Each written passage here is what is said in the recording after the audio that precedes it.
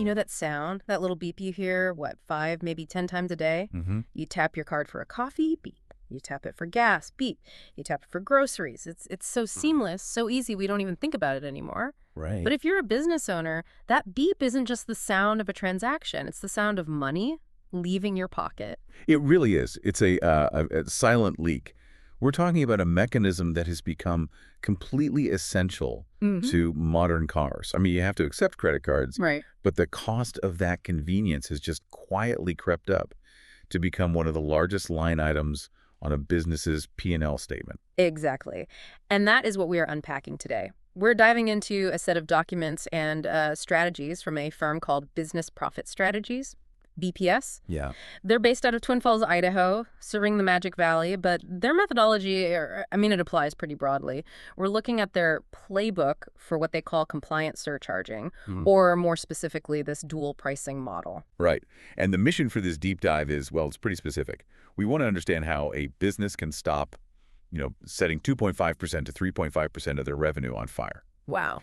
BPS claims they can help businesses eliminate processing fees entirely, recover that revenue, and this is the crucial part, do it in a way that is legally compliant in all 50 states. And just to set the stakes here, when I first looked at these numbers, I was actually shocked. You just assume credit card fees are, the cost of doing business, Of course. like paying for electricity or rent. But when you do the math, it's staggering. It is, and that's the trap. It's framed as an overhead cost, but it's actually a direct tax on your gross revenue. Mm-hmm. BPS calls it the zero-fee processing model, but before we get to the solution, we have to really feel the pain of the problem. Okay, let's do it. Let's do the math then. Break it down for us. What are we actually talking about when we quip a card? So standard fees for Visa, MasterCard, American Express, they generally hover between 2.5% and 3.5% per transaction. Now, 3% doesn't sound like a lot when you're buying a $10 sandwich. That's just 30 cents. But BPS provides some industry data that scales this up, and that's where it gets scary. Give me the examples. I want to see what this looks like for a real business. Okay, so let's look at a full-service restaurant. This is right from their data. Say this restaurant is doing a monthly volume of $85,000. Okay, that's a decent, busy local spot. Exactly. At a 2.9% processing rate, they are losing $2,465 Yeah. every single month. 2 fees. Whoa. $2,465 a month. That's a mortgage payment. Just worse when you annualize it. Yeah. That is $29,580 a year. Gone. Wow. Just for the privilege of letting people pay you. Nearly 30 grand. I mean, that's a new kitchen renovation. That's a substantial raise for your head chef. That's pure profit just vanishing into the ether. Precisely. And it varies by industry. Take a medical practice. They often have higher volumes. If a practice is doing $120,000 a month, at a 2.5% rate, they're losing $3,000 a month. That's $36,000 a year. And for, like, a retail store? A smaller retail store doing, say, $60,000 a month is still losing nearly $20,000 annually. The point BPS is making here is that this isn't just overhead. This is profit erosion. Right. And they claim that with their system, they can save businesses immediately between $500 and $3,000 a month. Okay, so the pain is real, the bleeding is heavy. But here's where I get a little skeptical. You can't just stop accepting credit cards. We live in a cashless world. If I walk into a shop and they say cash only, I usually just turn around and leave because I don't carry cash. That's the dilemma. But this is where the dual pricing mechanism comes in. This is the core of the BPS playbook. It's not about refusing cards. It's about transparency in pricing. How does that work in practice? Because dual pricing sounds a little like marketing jargon. It's actually very simple, but it requires a shift in how we think about price tags. The BPS model, it involves displaying 2 prices to the consumer. You have the cash price, which is the standard price, and then you have the card price, which has a small service fee added to it. So let's make this concrete. If I'm buying a hammer at a hardware store, the shelf says $10 for cash and maybe, $10.40 for a card? Exactly. And that small difference covers the processing cost. What's fascinating here is the psychology and the economics of it. You are shifting the cost of the processing from the merchant to the customer who is choosing the convenience of the credit card. So the business gets the full $10 regardless of how the customer pays. Right. This results in what BPS calls 95% to 100% revenue recovery. The merchant isn't eating that 3% anymore. If the customer wants the points or the miles or just the ease of not carrying cash, they pay a tiny bit extra for that service. Right. If they want the lowest price, they pay cash. Okay, I have to play devil's advocate here immediately because as a customer, if I see a surcharge, my first thought is usually, is this even allowed? Yeah. I remember years ago hearing that you weren't allowed to charge extra for credit cards. I thought the card brands had strict rules against that. That is the most common objection, and it's one that BPS addresses head-on. This is where the specific language of compliant surcharging really matters. So is it legal or is this some kind of gray area? No, it's not a gray area anymore. BPS states clearly that this is a compliant surcharge program legal in all 50 states, including their home state of Idaho. But, and this is a big but, it has to be done correctly. Okay. You can't just wing it. What's the difference between doing it correctly and doing it illegally? It all comes down to disclosure and the rules set by the card brands, Visa and MasterCard. You can't just randomly add a fee at the register without warning. The BPS program ensures you meet specific disclosure requirements. What does that mean? Like a sign on the door? Exactly. You have to have the proper signage at the door and at the register. You have to clearly signal the two prices. You can't surprise the customer. Okay, that makes sense. And the technology matters too. BPS handles the compliance configuration. That means the terminal itself is programmed to handle this split correctly. Wait, explain that. How does the terminal know? Well, modern terminals are smart. When you plug in the BPS configuration, the machine automatically calculates the difference. It recognizes the payment method. If you pay cash, it locks in the cash price. Got it. If you dip a card, it applies the non-cash adjustment.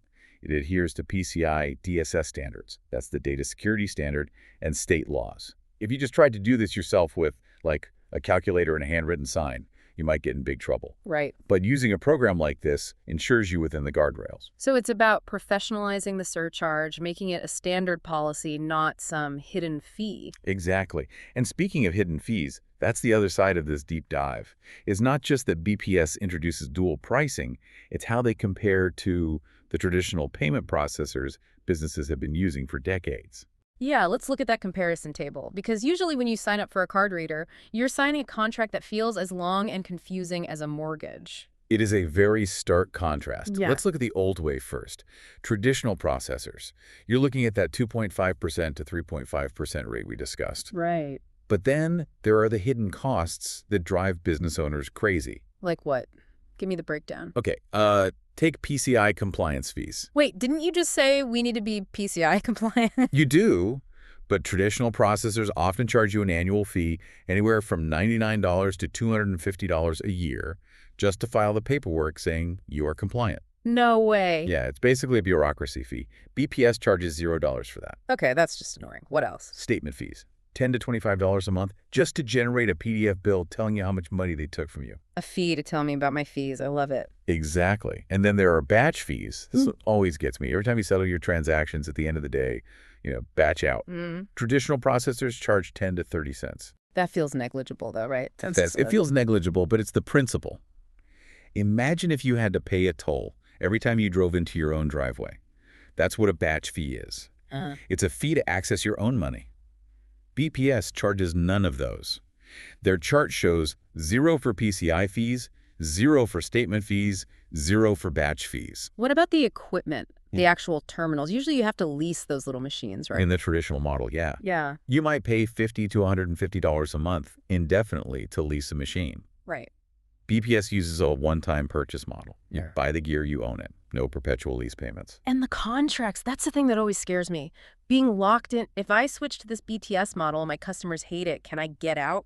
That's a major differentiator. Traditional processors often lock businesses into 3 to 5 year contracts. Ugh. Yeah, with hefty cancellation fees. BPS operates on a month-to-month basis. That shows a lot of confidence in their product. If you can leave anytime, they have to actually deliver. It aligns with their zero-risk guarantee.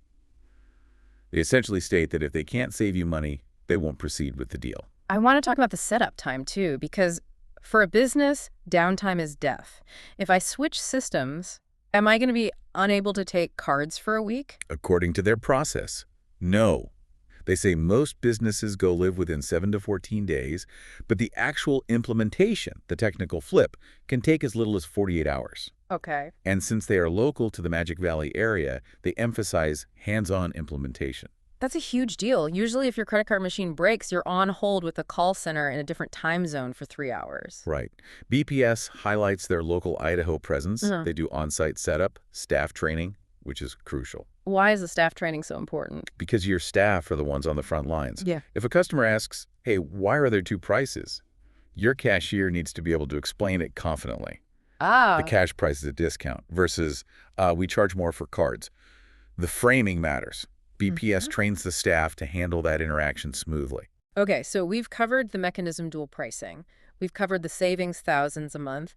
But as we dug into the BPS source material, it seemed like they aren't just trying to sell card readers. There's a bigger philosophy here.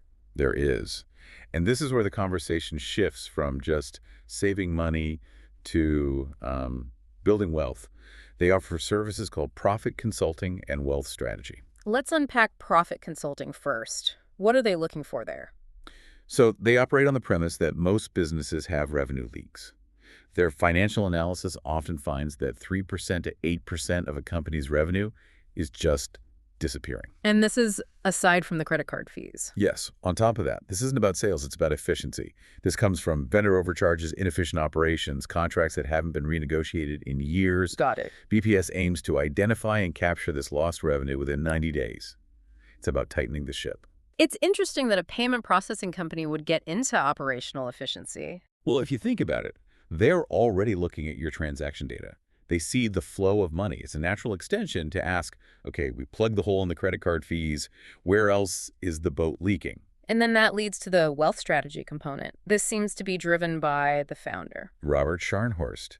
He founded the company in 1974. That's over 50 years of experience. 1974, that's before credit cards were even a big thing like they are today. Exactly. He's seen businesses rise and fall over 5 decades. And that depth of experience, it informs their approach to wealth. They talk about moving from business profit to personal freedom. What does that mean practically? Because personal freedom sounds like a slogan. It means taking the money you save, those thousands of dollars a month from fees, that 3-8% recovered from leaks, and applying it to a long-term plan. They offer exit planning, succession planning, asset protection. So it's not just, here's an extra $500, go buy a nice dinner. It's here's $500, let's build a roadmap so you can eventually retire. Precisely. It's a holistic view. The credit card processing is just the entry point. It's the lowest hanging fruit. Once you fix that, you can start working on the bigger picture of financial freedom. I like that. It elevates the conversation. Instead of just being a commodity service provider, they're positioning themselves as a partner in the business's entire life cycle. And that local aspect we touched on earlier reinforces that partnership. They mention serving Twin Falls, Boise, the whole Magic Valley. When you are doing succession planning, you generally want to deal with someone who understands the local market, not some faceless algorithm. So if you're a listener, maybe you own a coffee shop, a dental practice, a boutique, and you're looking at your next statement from your current processor, what should you be looking for? Look at the effective rate. Take your total fees paid and divide it by your total sales processed.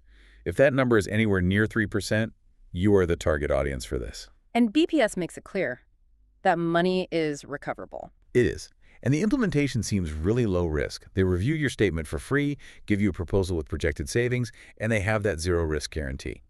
Oh, and remember, no bank changes are required. They work with your existing business bank account. That's huge. Changing business bank accounts is an absolute nightmare. I think a lot of people stay with bad providers just to avoid that hassle. It is a hassle. Okay. So they try to remove as much friction as possible. So let's bring it all back together. What does the cash versus card playbook really look like if we had to summarize it? It's a 4-step move. 1, acknowledge the leak. Stop accepting 3% fees as, inevitable. Right. 2, implement dual pricing. Display a cash price and a card price. Let the customer choose. 3, ensure compliance. Use a partner like BPS to handle the signaling, the disclosures, and the PCI standards so you are 100% legal. And 4? 4, reinvest. Take that recovered revenue and pour it into your business efficiency or your personal wealth strategy. It's simple, but powerful. And the numbers don't lie. $500 to $3,000 a month is life-changing for a small business. It can be the difference between staying open or closing, or the difference between working 80 hours a week and hiring a manager so you can finally work 40. I think what really sticks with me is the transparency of it all. It feels more honest in a way.